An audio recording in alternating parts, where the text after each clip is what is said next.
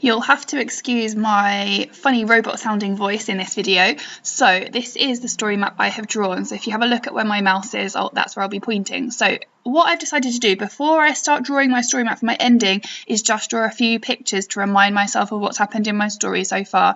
So I reminded myself that right at the beginning of my story, I was in the park and I kicked a ball and it went into the bushes and I crawled into the bushes, and that's how I found the door in the first place. When I went through the door for the first time, I ended up in that magical Narnia themed winter setting, and then I went back to the door a second time.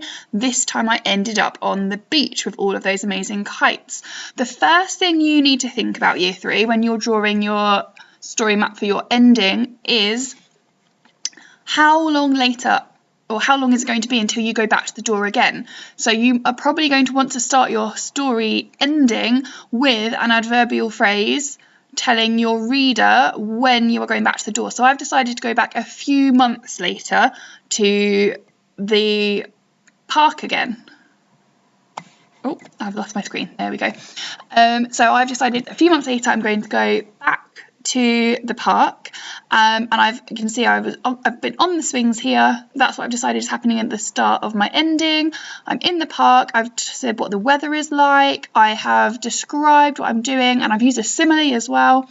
And then, because I'm flying as high as a kite, that has made me remember something. So I've got a distant memory of those kites on the beach in that setting, and I've also thought about the adjectives and the verbs I'm using to describe them. So I've decided I'm going to go back into those bushes. I've bravely ventured into the tall leafy bushes to see if I can find that door again. So for what felt like hours, I'm thinking about using adverbial phrases again. My verb, I'm crawling. I'm still trying to use some prepositions as well. I'm still thinking about my senses, what I can hear, what I can feel while I'm crawling through the bushes.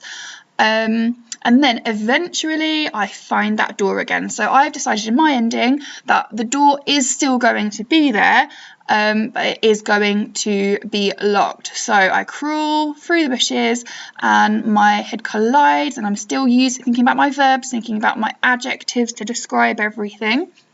And then I'm still thinking about how I'm feeling as well, so my heart beating, like tentatively. If you do something tentatively, it means you're a bit nervous about it. I tentatively push the door, but the difference is, and the thing that's going to be a surprise for our reader, because we're doing a surprise ending, is that nothing moved. The door doesn't open.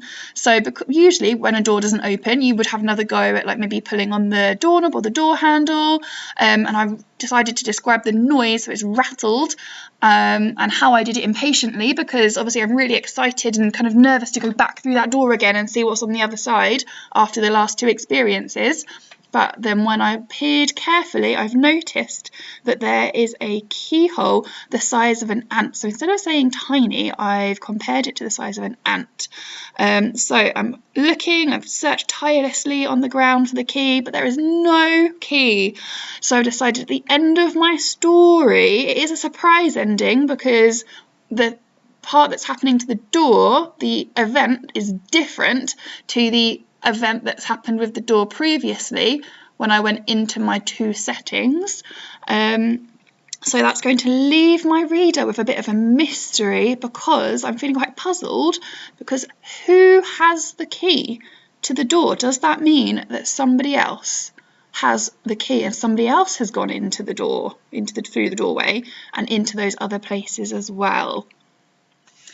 We are looking forward to seeing what you come up with for your endings on your story maps. You can follow my story map and do something quite similar, but if you've decided that actually you don't want the door to be locked, maybe you want the door to have disappeared, you're going to have to think about what's going to happen after you draw the picture where you realise the door's disappeared. Then what's going to happen? What are you going to think about next? Are you going to carry on looking? Are you going to be thinking about, well, where could the door have gone? We don't really want to borrow the "it was all a dream" ending, because as they said in the video that we watched, that's kind of a predictable, boring ending. It would be a bit strange, wouldn't it, after all of that beautiful writing, to just suddenly say it was all a dream. I hope that's helpful, Year 3.